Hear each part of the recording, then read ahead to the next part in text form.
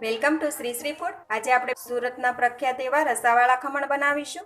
આમ તો મારી ચેનલ પર વાટી દાળના ખમણ, નાયલોન ખમણ, ખાટા ઢોકળા અને લોચાની રેસીપી તો આપેલી જ છે, પણ આજે આપણે સુરતના પ્રખ્યાત એવા રસાવાળા ખમણ બનાવીશું। તો પહેલા ખમણ બનાવવા માટે 1 કપ ચણાની દાળ લીધેલી છે, 3 નંગ તીખા મરચા, 1/4 ટીસ્પૂન હળદર, 1/4 ટીસ્પૂન લીંબુના ફૂલ। ચણાની દાળને આપણે 2 થી 3 પાણીએ ધોઈને 3 કલાક માટે પલાળીને રાખેલી હતી। તે અત્યારે સરસ પલળીને તૈયાર થઈ ગઈ છે। આ રીતે કટ થઈ જાય છે। પહેલા આપણે દાળમાંથી પાણી નિતારી લઈએ। હવે મિક્સર જાર લઈ તેમાં દાળ એડ કરીશું। મિક્સર જાર આપણે જે વચ્ચેનું આવે તે લીધેલું છે। દાળ પલાળતી વખતે દાળ બરાબર પલળે એ રીતે આપણે દાળમાં પાણી નાખવાનું છે, જેથી તે સરસ રીતે પલળીને તૈયાર થઈ જાય। પહેલા આપણે દાળને આમ જ ક્રશ કરી લઈશું। આ રીતે દાળ થોડી ક્રશ થાય એટલે બરાબર મિક્સ કરી લઈએ। ફરી તેને થોડી ક્રશ કરી લઈએ। આ રીતે થોડું ક્રશ થશે એટલે તે રવા જેવું લાગશે। હવે તેમાં હળદર એડ કરી દઈએ, લીલા મરચાં, લીંબુના ફૂલ ન નાખવા હોય તો 2 ચમચી દહીં એડ કરવું। હવે તેમાં 2 ચમચી પાણી એડ કરીશું। આની અંદર વધારે પાણી એડ કરવું નહીં। ફરી તેને ક્રશ કરી લઈએ। દાળ આખી ન રહે એ રીતે ક્રશ કરીને તૈયાર કરી લઈશું। હવે દાળ આપણી એકદમ સરસ ક્રશ થઈને તૈયાર થઈ ગઈ છે। આ રીતની તૈયાર થઈ ગઈ છે। હવે તેને એક બાઉલમાં લઈ લઈએ। દાળ ક્રશ કરતી વખતે ધ્યાન રાખવું દાળનો દાણો આખો ન રહી જાય। હવે આ મિશ્રણ રેડી છે, મિક્સ કરી લઈએ। હવે તેને ઢાંકીને 6 થી 7 કલાક માટે તડકામાં અથવા તો કોઈ ગરમ જગ્યાએ મૂકી દઈએ। 4 થી 5 કલાક થઈ ગઈ છે અને ખીરું પણ આપણું સરસ રેડી થઈ ગયું છે। બધું બરાબર મિક્સ કરી લઈએ। આ ખીરું ઢોસા, ઇડલી કે ઢોકળા જેવું ફૂલીને ડબલ નથી થતું। આ રીતે થોડું લાઇટ રહે છે। જોવામાં આપણે એવું લાગે થોડું ફૂલ્યું છે એ રીતનું બનશે। હવે તેમાં સ્વાદ પ્રમાણે મીઠું એડ કરી દઈશું, મિક્સ કરી લઈએ। પાણી પણ આપણે સ્ટીમરમાં ગરમ થવા મૂકી દીધેલું છે। તે બરાબર ગરમ થાય ત્યારબાદ જ આપણે સોડા અથવા તો ઈનો યુઝ કરવાનો હોય, તે ત્યાર પછી જ યુઝ કરીશું। બધું બરાબર મિક્સ થઈ ગયું છે। આ રીતે એક એલ્યુમિનિયમનું મોલ્ડ લીધેલું છે, તેને તેલથી ગ્રીસ કરીને રાખેલું છે। હવે આપણે આ ખીરાની અંદર સોડા લેતા હોય તો આટલા માપમાં 1 કપ માપમાં અડધી ટીસ્પૂન સોડા યુઝ કરવાના, અથવા તો ઈનો યુઝ કરતા હોય તો 1/4 ટીસ્પૂન ઈનો યુઝ કરવાનો છે। તો ખીરાની અંદર આપણે ઈનો ફ્રૂટ સોલ્ટ એડ કરી દઈશું। બરાબર મિક્સ કરી લઈએ। સોડા અથવા તો ઈનો યુઝ કરીએ ત્યારે આ રીતે એક સાઈડ જ બરાબર હલાવી મિક્સ કરી લેવું।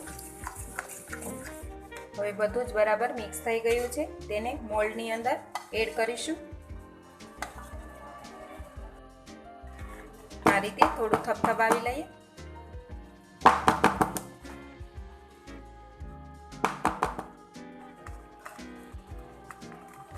હવે પાણી સરસ ઉકળીને તૈયાર થઈ ગયું છે, મોલ્ડ અંદર મૂકી દઈશું। હવે તેને ઢાંકીને 15 મિનિટ માટે ચડવા દઈશું। હવે 15 મિનિટ થઈ ગઈ છે। ઢોકળા આપણે ચેક કરી લઈએ,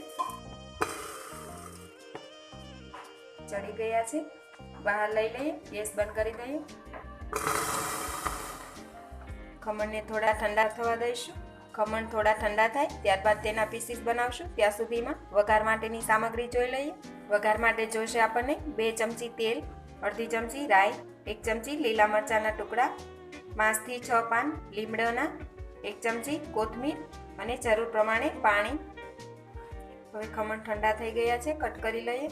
એ પહેલાં જો તમે હજી સુધી અમારી ચેનલ સબસ્ક્રાઈબ નથી કરી તો પ્લીઝ અહીંયા ક્લિક કરો એટલે સબસ્ક્રાઈબ થઈ જશે, અને બેલ આઇકન પર ક્લિક કરશો એટલે તમને અમારા નવા વિડીયો મળતા રહે। અને વિડીયો પસંદ આવે તો પ્લીઝ લાઈક પણ કરો અને તમારા ગ્રુપમાં શેર પણ કરવાનું ભૂલતા નહીં।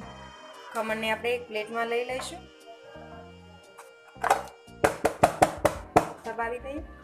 ખમણ એકદમ સરસ બનીને તૈયાર થઈ ગયા છે। હવે આપણે વઘાર કરીશું। હવે એક વઘારિયું લઈ તેમાં આપણે 2 ચમચી તેલ એડ કરીશું। તેલ ગરમ થઈ ગયું છે, રાઈ એડ કરીશું,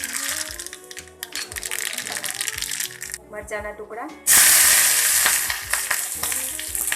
લીમડાના પાન મિક્સ કરી લઈએ.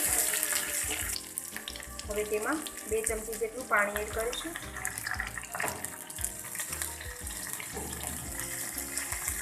પાણી બરાબર ઉકળી જાય ત્યાં સુધી ગરમ કરીશું. પાણી સરસ ગરમ થઈ ગયું છે.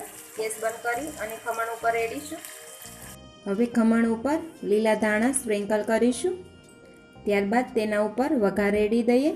હવે આપણે રસાવાળા ખમણ માટેનો રસો તૈયાર કરીશું. તો તેના માટે 1/4 કપ તુવેરની દાળ લીધેલી છે, 1/4 કપ ચણાની દાળ, 2 ચમચી અડદની દાળ, 2 ચમચી મગની દાળ. આ બંને દાળ આપણે ફોતરા વગરની જ લીધેલી છે.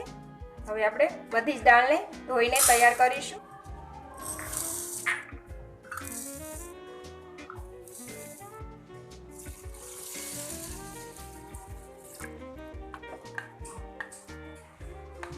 આ રીતે આપણે દાળને 3 થી 4 પાણીએ ધોઈને તૈયાર કરી લઈએ. હવે દાળ 4 થી 5 પાણીએ ધોવાઈને તૈયાર થઈ ગઈ છે. હવે દાળને બાફી લઈશું. હવે આપણે કુકરમાં પાણી ગરમ થઈ ગયું છે. દાળ તેમાં નાખીશું.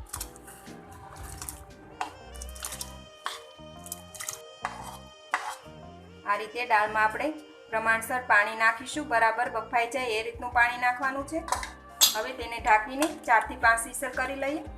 હવે આપણી દાળ બફાઈને તૈયાર થાય ત્યાં સુધીમાં આપણે વઘાર માટેની સામગ્રી જોઈ લઈએ. તો તેના માટે એક મીડિયમ સાઇઝની ડુંગળી લીધેલી છે, તેને કાપીને લીધેલી છે. એક મીડિયમ સાઇઝનું ટામેટું, તે પણ કાપી લીધેલું છે. 1/4 ટીસ્પૂન જીરું, 1/4 ટીસ્પૂન રાઈ, 2 થી 3 નંગ મરચી, 8 થી 10 લસણની કળી અને 1 ટુકડો આદુનો તે લઈ તેની પેસ્ટ બનાવેલી છે. 1/4 ટીસ્પૂન હિંગ, 1/4 ટીસ્પૂન હળદર, 1/4 ટીસ્પૂન લાલ મરચું, 1 ટેબલસ્પૂન ધાણા જીરું, 1/4 ટીસ્પૂન ગરમ મસાલો, સ્વાદ પ્રમાણે મીઠું અને વઘાર માટે તેલ જોશે 2 ચમચી. અને લાસ્ટમાં આપણે ઉપરથી થોડા ધાણા પણ નાખીશું. તો પહેલાં આપણે વઘાર કરી લઈએ. પહેલાં આપણે એક કડાઈ લઈ તેમાં આપણે 2 ટીસ્પૂન તેલ નાખીશું. થોડું તેલ ગરમ થાય એટલે તેમાં આપણે રાઈ નાખીશું. આ રીતે રાઈ ફૂટવા લાગે એટલે તેમાં આખું જીરું નાખીશું. 4 થી 5 લીમડાના પાન. હવે તેમાં આદુ, મરચાં, લસણની પેસ્ટ નાખીશું.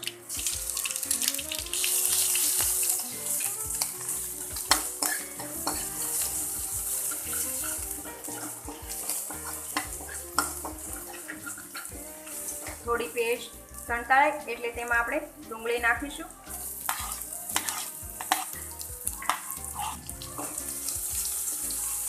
ડુંગળીને આપણે 2 મિનિટ માટે આ રીતે હલાવતા ચડવા દઈશું. આ રીતે આપણે હલાવતા રહેવું, નહીંતર જે આદુ મરચાં લસણની પેસ્ટ છે તે કડાઈમાં ચીપકી જાય છે. કાંદા થોડાક ચડી ગયા છે. હવે તેમાં ટામેટાં નાખીશું.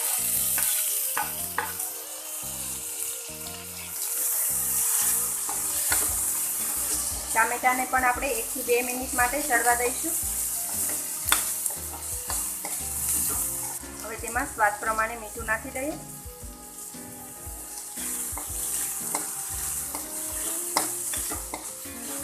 હવે તેમાં હિંગ નાખીશું. હિંગ આપણે જ્યારે વઘાર કર્યો ત્યારે પણ નાખી શકાય છે. હળદર નાખીશું. લાલ મરચું પાવડર, તમને જે પ્રમાણે તીખું ખાતા હોય એ રીતે તમે લાલ મરચું નાખી શકો છો. હવે બધું જ બરાબર મિક્સ કરી લઈએ. હવે મસાલા બધા નાખ્યા છે તો ફરી તેને 1 મિનિટ માટે ચડવા દઈશું. હવે બધા મસાલા અને કાંદા ટામેટાં સરસ ચડી ગયા છે. તો હવે તેમાં આપણે બાફેલી દાળ નાખીશું.